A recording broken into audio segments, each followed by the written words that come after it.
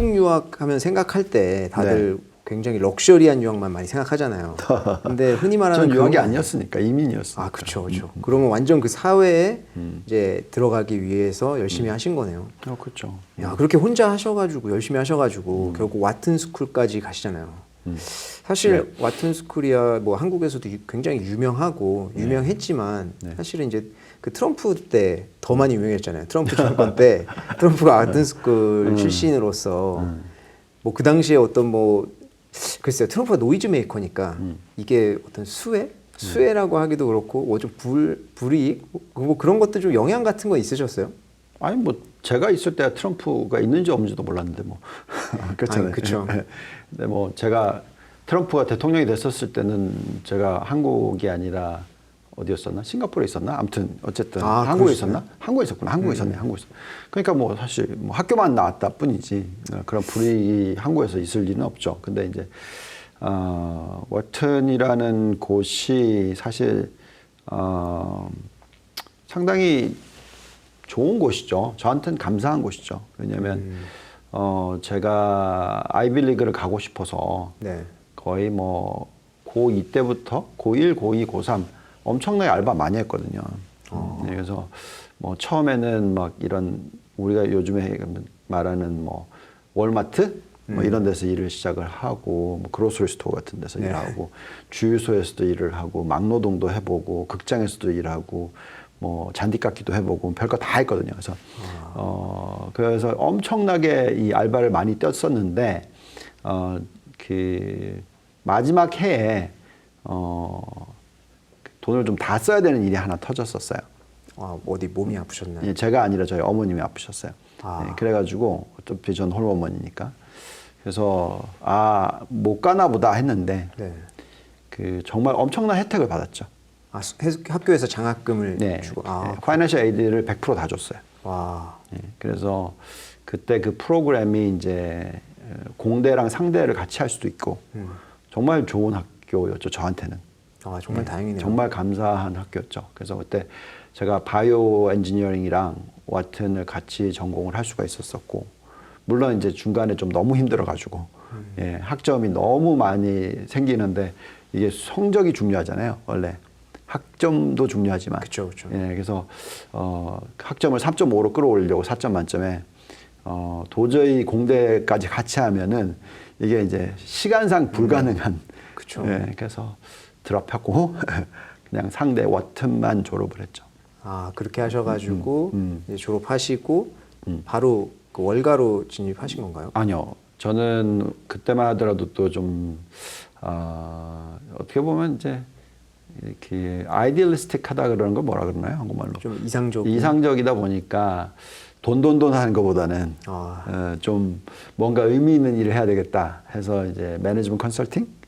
예, 우리가 이제 워튼 언더를 나오면은 대부분 그래요. 인베스트먼트 뱅킹을 가든 아니면 매니지먼트 컨설팅을 가든 두 부류가 나오는데 저는 이제 처음에 시작은 매니지먼트 컨설팅을 했는데 알고 봤더니 제 성격은 인베스트먼트 뱅킹이야. 아, 하시다 보니까 이제 깨달으신 거군요. 그걸 알게 된 게 바로 알게 됐고요. 그래서 이제 93년도에 7월 달에 업계에 진입을 했으니까 그렇죠. 금방이었죠, 금방. 아니 근데 생각해보면 컨설팅도 뭐 제가 그쪽에서 일해본 건 아니지만 그쪽도 어찌 보면 애널리스트 생활도 좀 하셨잖아요. 그러면 저는 다 애널리스트 생활이죠. 똑같은 애널리스트 일을 하는데 컨설팅, 매니지먼트 컨설팅은 뭐냐면 그냥 하나의 인더스트리를 딥다 파요. 계속 파서 다른보다 경쟁을 잘해야 되기 때문에 굉장히 오래 걸리는 거죠, 작업이. 아, 분석뿐만이 아니라 이제 그쵸. 솔루션도 줘야 되니까. 그러니까 그게 엄청나게 길어요. 그 성과가 나올 때까지. 근데 이제 리서치 애널리스트 인베스트먼트 뱅킹 쪽은 리서치를 했어. 네. 종목을 얘기를 해. 그래서 고객이 샀어. 주가 올라. 그럼 바로 연결이 되잖아요, 보너스랑. 예. 그러니까 그게 훨씬 더 빨라요. 제가 이런 걸 재미있는 생각을 한 적이 있었는데 성격상 보통 굉장히 꾸준히 해야지 어느 순간에 확 느는 그런 스킬들이 있잖아요. 그렇죠. 똑같아요. 인더스트리가 보면은 이제 우리가 인베스트먼트 뱅킹 말고 매니지먼트 컨설팅이나 뭐 로스쿨 나와서 이제 그 로펌에 들어가면 엄청나게 일 많이 하잖아요. 이렇게 하다가 어느 순간에 파트너가 되면 이렇게 수익 곡선이 이렇게 올라가잖아요. 그렇죠. 근데 저는 이제 저 혼자 공부를 했고 저 혼자 해야 되고 뭐 돈 갚아야 될 것도 많고 그러니까 인베스트먼트 뱅킹은 그렇지 않아요. 곡선이 이렇게 일직선. 그렇죠. 그렇죠. 그래서 이런 곡선이 아니라 일직선이기 때문에 그래서 제 성격상 이게 맞더라고요. 그래서 인베스트먼트 뱅킹 쪽으로 넘어갔고 당연히 그게 이제 애널리스트 출신을 하는 거고 그리고 뭐 인베스트먼트 뱅킹 쪽도 일도 도와줄 수 있고 그러면 이제 딜 하나만 하면 네. 딜 관련된 보너스가 상당히 많죠. 예. 옛날에는 요즘에는 그게 파이어월이라고 그래서 뭐 어렵지만 옛날에는 뭐 거의 뱅킹 애널리스트들 특히 뭐 중국의 뱅크 애널리스트들 그 중국 은행 하나 상장하면 보너스가 정말 뭐 그냥 10억이 아니고요. 예. 거기에 단 0이 하나 더 들어가요. 저는 와닿지가 않는 것 같습니다. 그런 숫자는 제가 이제 뭐 받아본 적이 없기 때문에 와닿지도 않는데 아니 그럼 93년도에 월가의 그럼 증권 그 인베스트먼트 뱅킹에 어떤 회사에 들어가신 거예요?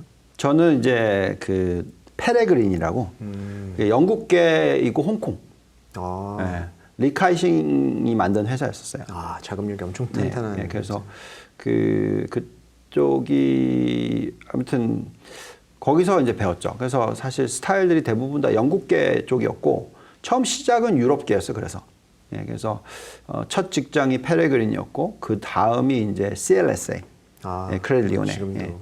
그래서 다 영국계였다가 너무 또 영국계라서 제가 이제 미국 쪽으로 옮기고 싶어가지고 근데 그 다음 직장이 모건 스탠리. 그리고 모건 스탠리 다음이 이제 살럼 스미스 바니. 그 살람 스미스 바니가 시티그룹에서 인수당하면서 그게 시티그룹이 됐고 그렇게 회사를 네 군데 있었죠. 그게 사실은 뭐 그 금융 쪽에서 한국에서 이제 다들 굉장히 선호하는 그러니까 굉장히 뭐라고 할까 굉장히 가고 싶어하는 그런 회사들이잖아요 외국계들이. 근데 거기에서부터 시작하셔가지고 굉장히 또 그리고 긴 시간 동안 고생하셔가지고 딱 성과를 달성하고 외국계로만 계속 이제 옮기시기도 했고 지금 생각해 보면 뭐 연봉도 엄청나게 높으셨을 것 같은데 어찌 보면 좀 그렇지 않나요? 뭐 내가 세상을 다 가진 것 같고. 좀 그런 어떤 성공의 어떤 그런 맛은 없었어요? 있었죠. 왜 없었겠어요. 예. 제가 30대 초반에 거의 뭐 리서치 헤드급이었으니까. 아, 30대 초반이면 엄청 빠른 건데요. 그죠? 그렇죠. 엄청나게 빠르죠. 제가 입사를 한 게 93년이니까 그죠? 제 아직도 기억이 나는데 연봉 2,500인가 3,000인가 시작했던 것 같아. 그래서 회사에서 하우징 줬었고 3년 만에 그 연봉이 1억이 됐고 5년 만에 연봉이 5억이 됐고, 그리고 이제, 아무튼, 이제 거기에 공이 하나 더 붙게 되는 게 2000년도예요, 2000년도. 그러니까 93년에 시작해서 7년 차 때, 8년 차 때. 야, 그러니까 그게 사실은 모르겠습니다. 요새도 그렇게 받는 사람들이 당연히 있겠지만, 많지는 않은 케이스잖아요. 그 당시에도 흔치는 않은 케이스였을 것 같아요, 제 생각에는. 그죠? 근데 그게 좋은 것만은 아니에요. 영앤리치 좀 그 당시에. 그러니까 그때는 이제 너무 누리는 거에 대한 익숙함이 있었죠. 오늘 사실 뭐 이게 종교 방송도 아니지만, 그래서 내려놓는 과정이 있습니다, 제가.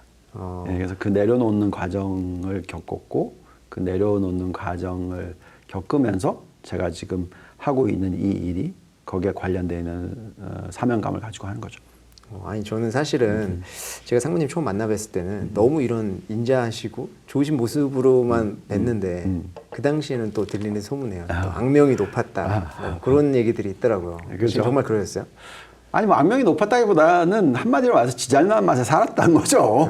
한번 30대 초반에 막 10억대 연봉 벌고 그래 보시면 자기가 굉장히 잘난 줄 알아요. 게다가 또 엄청나게 뒷걸음질 쳤지만 뒷걸음질 치다가 아무튼 소가 뒷걸음치다 쥐잡는 격이었던 게 IMF를 맞춰버렸잖아요. 그러니까 이제 98년, 99년 이때가 거의 뭐 스타급이었으니까 그때는. 그러니까 이제 뭐 게다가 모든 은행들 딜이 있으면 다 제 어드바이스를 받으려고 했었던 거고.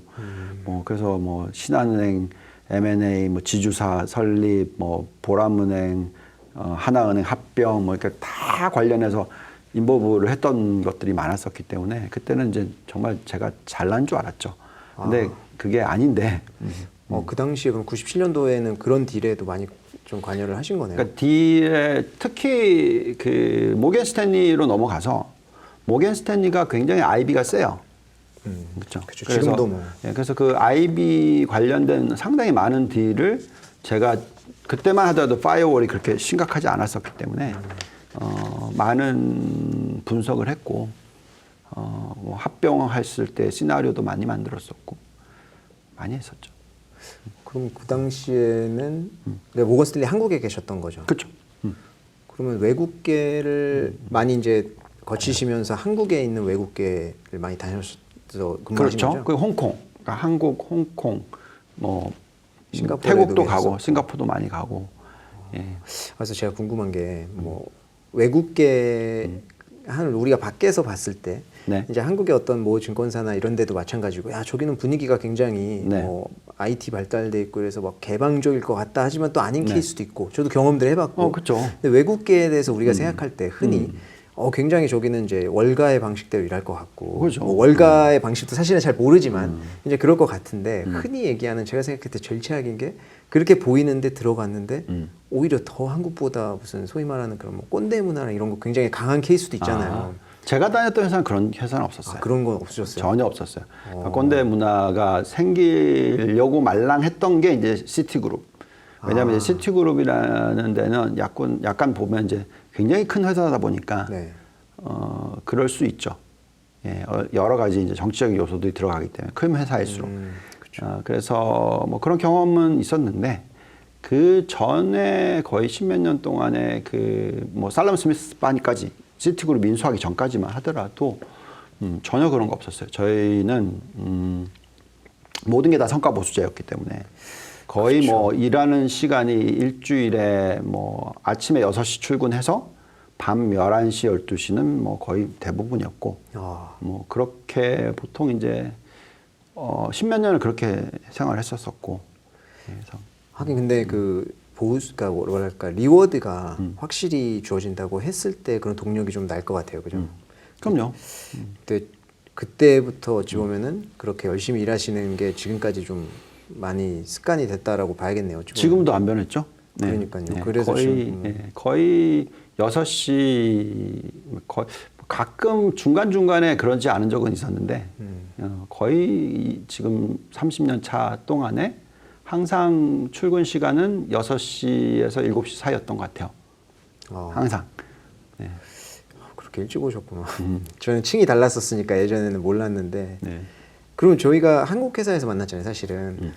그러면 외국 회사에도 오래 계셨고, 뭐 이제 솔직히 싱가포르, 중국 다 거주를 하셨었는데 한국 회사에도 근무 많이 하셨고, 네. 뭐 좀 장단점 뭐 그런 차이 같은 것들 있나요? 많죠. 예, 차이 많죠. 예. 왜냐하면 이제 제가 2006년도에 매사를 그만둔 거고, 그리고 나서 이제 헤지펀드를 런칭을 하려고 했었는데, 그게 잘 안 됐었죠. 한국계 자금을 가지고 하려고 하니까 상당히 어려웠었어요. 그래서 처음으로 이제 한국계 금융사를 입사한 게 2008년 금융위기 바로 전에. 그때가 이제 지금으로 따지면 이제 농협이죠. NH. 거기서 이제 싱가포르에서 헤지펀드를 런칭을 한다고 해서 그때만 해도 그게 이제 $100 million 달러였으니까 이제 우리나라 돈 1,200억이죠. 지금 돈 1,300억. 을 가지고 이제 헤지펀드 런칭을 했었고 거기에 처음으로 조인을 했는데 사실 싱가포르에 셋업하는 건데도 불구하고 한국 회사잖아요. 네, 그러니까 이제 한국 문화에 익숙해지는데 상당히 힘들었었죠. 왜냐면 그 전까지만 해도 모든 리포트는 다 영어였고 모든 게 다 미팅이 다 영어였고 뭐 해외 출장도 다 영어고 고객들도 다 외국계였고 그걸 14년, 15년을 했었는데, 그죠? 근데 이제 한국계로 넘어가니까 거의 미팅의 절반 이상은 다 한국말이고, 그 다음에 리포트도 다 한국말로 써야 되고, 저 사실 뭐 중2 실력이니까 한국말이 그때만 하더라도. 지금 뭐. 네, 지금은 아니지만, 그때 뭐 다시 이제 공부하느라고 좀 힘들었죠. 뭐 아무튼. 그러면서 이제 그 문화의 차이는 많죠. 예, 뭐 예를 들어서 제가 NH를 그만둘 때만 하더라도 예, 좀 한국스럽지 않은 부분들이 많이 부각이 돼서 좀 공격을 받기도 했었죠. 네, 그래서 그건 어쩔 수 없는 것 같고. 근데 이제 지금은 상당히 한국화되어 있는 것 같아요. 그렇죠. 사실 2008년부터 지금까지면 13년 넘으신 거잖아요. 네. 그러니까 제가 다른 사람을 대하는 건 많이 한국화됐는데 여전히 제 밑에 있는 직원들이나 저랑 같이 일하는 사람들한테는 아메리칸 스타일이나 뭐 외사 스타일로 대하죠. 그건 경험하시잖아요. 그건 참 좋죠. 왜냐하면 좀 자율성도 주시고 어찌 보면은 너무 마이크로 매니징 쪽도 아니고 사실 그게 뭐 이제 사람마다 다 다르기는 하겠지만 저는 뭐 개인적으로 뭐 그런 걸 좋아하다 보니까 그러니까 저는 이렇게 생각을 해요.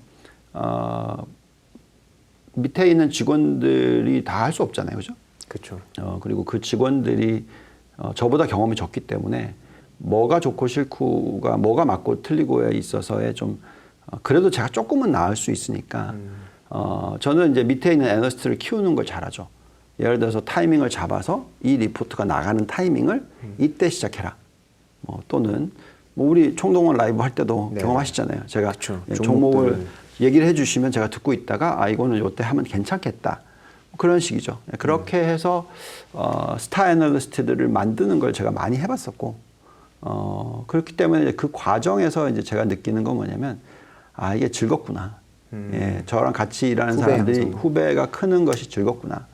그래서 지금 하고 있는 일도 그런 거죠. 우리나라의 금융시장, 특히 자본시장에 있어서 정말 좋은 애널리스트들이 많이 생기고 또 좋은 매니저들이 많이 생기면 장기 투자를 할 수 있는 문화도 만들어지고 또 회사에 영향을 미칠 수도 있고. 그러니까 우리나라 기업들이 좀 많이 지배구조 문제가 심각한 것들이 많잖아요. 심각한 분들이 많아요, 솔직히 말하면. 그거를 움직일 수 있는 방법을 나중에 만들 수도 있는 거고. 근데 그렇게 하려면 우선 해외 투자를 먼저 해야 돼. 왜냐하면 그 회사들은 이미 다 아는 내용이겠지만 지배구조 문제는 없잖아요. 그래서 좋은 주식을 샀는데 장기 투자했더니 엄청나게 돈을 벌었더라.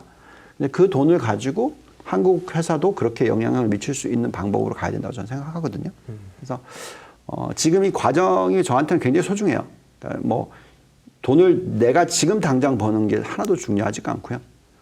같은 사람, 그러니까 제가 생각하는 어떤 그런 아이디얼, 제가 생각하는 그 소명 이런 걸 같이 할 수 있는 사람들과 함께 만들어가는 게 중요하고 그게 이제 자연스럽게 그 다른 사람들한테 영향을 미쳐서 그게 제가 흔히 말하는 선한 영향력 그렇게 되면 이제 자연스럽게 자본시장도 좋은 방향으로 갈 수 있다 뭐 이런 생각을 갖고 있어요. 그래서 어느 시점에는 분명히 그렇게 될 거고 그걸 한 사람이 미국의 워런 버핏이고 그렇죠. 예. 지금까지 뭐 현존하는 최고의 그렇죠. 그분이 투자의 문화를 바꿨고 많은 분들이 그 사람을 존경함으로 인해서 정말 투자 문화가 올바른 방향으로 많이 갔죠.